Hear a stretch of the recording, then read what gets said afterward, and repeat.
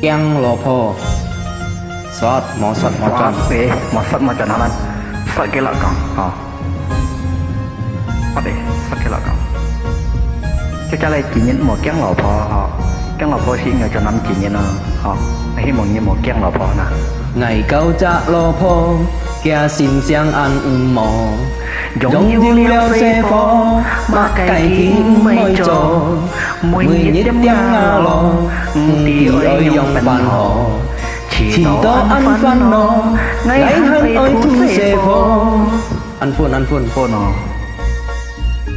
những phun hay được phun lộ phó bộ gian kỳ ngày cầm đi con kỳ hé ngày con to kỳ ngày bởi phun kim ma si cô chẳng môi kỳ ngày thu xe phô chỉ trùng yếu nên phun kỳ hé mơ ngày cha tin gì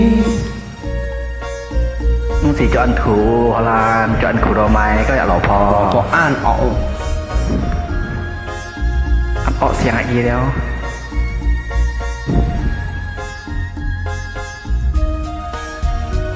hơi sót thì cặp vẽ nhìn con kia mùa nhong làm gì sẽ phô thu hoa kia lô cùng dặn bơi xa hi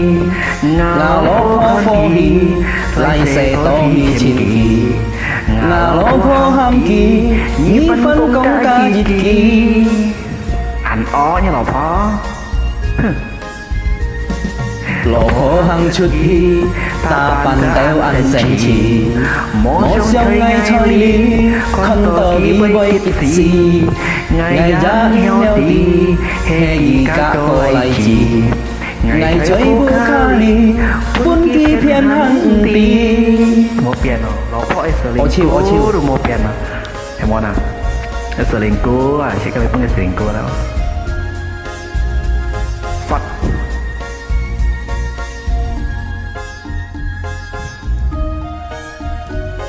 ơi sót vậy ngày cho tôi lại chi bông buồn như teo xa kỳ hé bôi chim môi chi một chuỗi oi kia khơi kỳ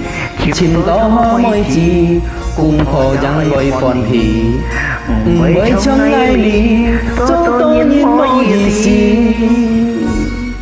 một piano âm chia nhơi xả bát đó gầm chia